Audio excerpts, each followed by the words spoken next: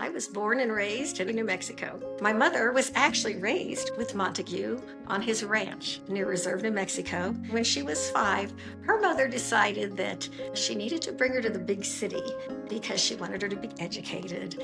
And she was just growing up a little bit too wild. So they moved in with Montague and his wife, Ellen, in a very tiny little house in downtown Albuquerque. She was incredibly close to her grandfather and her grandmother, Montague and Helen. Montague died penniless. He left my mother that little house so her and her mother, my grandmother, would have a place to stay. Because my family has always had this very famous great-grandfather, we always knew that someone needed to write a book.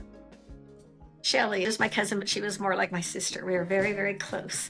She knew so much about this story through her father, and I knew so much through my mother. So we hired an amazing author to tell the story of Montague's life.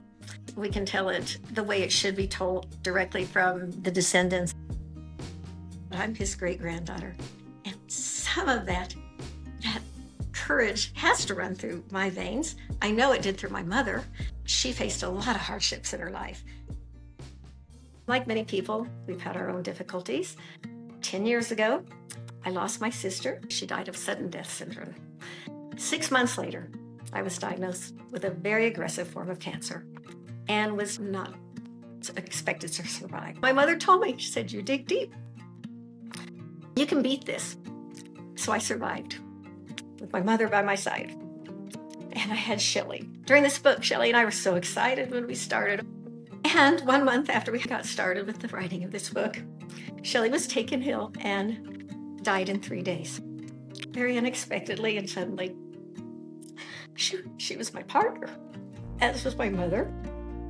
So that was really hard to get by. My mother stepped in.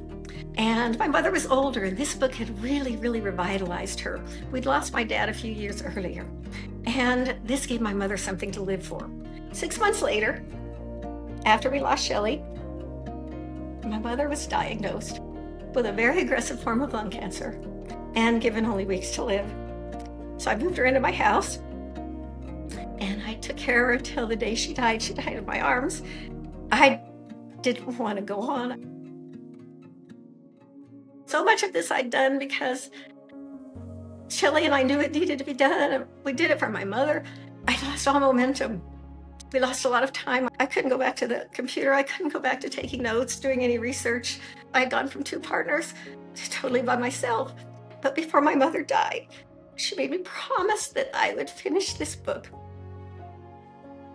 and that she would help me from the other side. My mother and Shelley are right there riding these same trails with me. Give me courage, strength, encouragement, motivation, whatever it is I need. I feel like that somehow beyond the veil, they're still right here with me. In the end, I've continued to honor not only my great-grandfather's legacy, but Shelley and my mother's legacy also.